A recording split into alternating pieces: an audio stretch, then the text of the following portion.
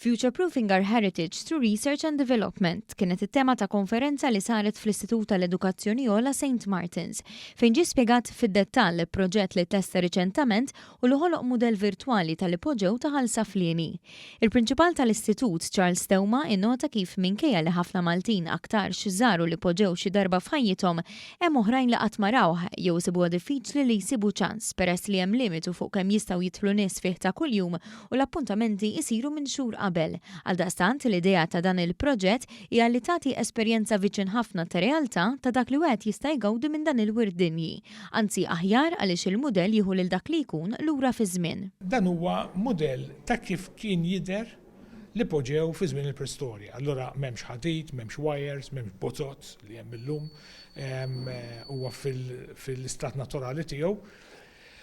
U wkoll daħħalna ċertu elementi ta' fjammi, ċertu elementi ta' dawl allura naturali kif kien jidħol fil-livell tan-nofs mid-dawl tax-xemx. Din l-esperjenza virtwali titfa' dawl ukoll fuq it-tranzizzjoni tal-bniedem wara l-mewt dak iż-żmien. Ħafna Maltin ma kienux jafu li l-livell ta' fuq dak kien fuq l-art fi żmien. Infatti jaħsbu li d-difna ma kienx isir ġo fih, id-difna kienet issir fuq l-art u l-unika skeletru li nstab kien ġo għar fuq l-art, probabbilment meta mbagħad il-ġisem kien jiddeterjora, u mbagħad kienu jiniżlu l-għadam u jpoġġu l-għadam fir-reservoirs li kellhom fit-tielet livell, fl-iktar wieħed mitfuq. Dan il-proġett ta' riċerka kien possibbli grazzi għal għajnuna finanzjarja ta' madwar 300,000 euro mill-Fond ta' Riċerka u l-Iżvilupp tal-Malta Enterprise.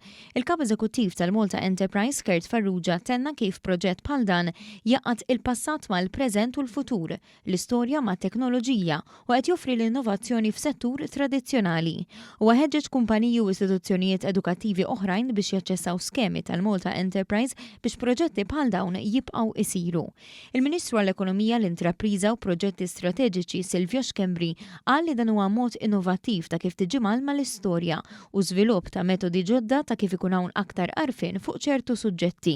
Bħala Ministru jiena jkolli opportunitajiet ħafna nattendi għal konferenzi barra minn Malta fejn hemmhekk tibda tara kumpaniji kbar jesebixxu proġetti simili. U allura meta mbagħad tibda tara li dil-gżira ċkejkna wkoll li jibda jkollha l-element ta' riċerka tagħha li toħorġu hemm barra anke fuq livell issa kummerċjal u anke fuq livell produttiv ta' użu għar-riċerka, hemmhekk tagħmlek gburi mhux biss li inti Malti ma li iva anke fejn qegħdin jaslu kumpaniji kbar anke sa pajjiżna qiegħed jasal ukoll.